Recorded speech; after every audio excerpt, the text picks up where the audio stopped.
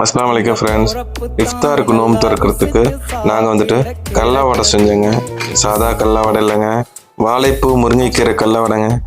வாழைப்பூ நல்லா சுத்தமாக க்ளீன் பண்ணிவிட்டு அதுக்கப்புறம் அதை சின்ன சின்னதாக பொரியலுக்கு கட் பண்ணுற மாதிரி கட் பண்ணிவிட்டு இது கூட முருங்கைக்கீரை ஒரு கையளவுக்கு எடுத்துகிட்டு இது ரெண்டும் ஒன்றா சேர்ந்து ஒரு 1/2 hour தண்ணியில் ஊற வச்சுக்கோங்க.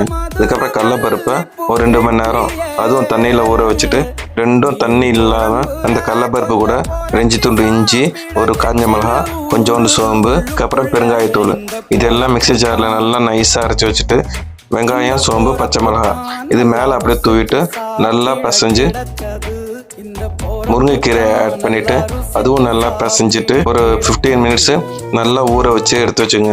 அதுக்கப்புறம் ஒரு வானல்ல நல்லா எண்ணெய் சூடானதுக்கப்புறம் நமக்கு தேவைக்கேற்ற மாதிரி சின்ன சின்ன உருண்டையாக தட்டி எண்ணெயில் பொரிச்சு எடுத்தீங்கன்னா அவ்வளோ கிறிஸ்பியான வாழைப்பூ முருங்கைக்கீரை கடல வடை ரெடிங்க. ட்ரை பண்ணி பாருங்கள், எப்படி இருந்துச்சுன்னு சொல்லிட்டு கமெண்ட்டில் சொல்லுங்கள். நாங்கள் இஃப்தாருக்கு இதுதாங்க ட்ரை பண்ணோம், செம்ம சூப்பராக இருந்ததுங்க.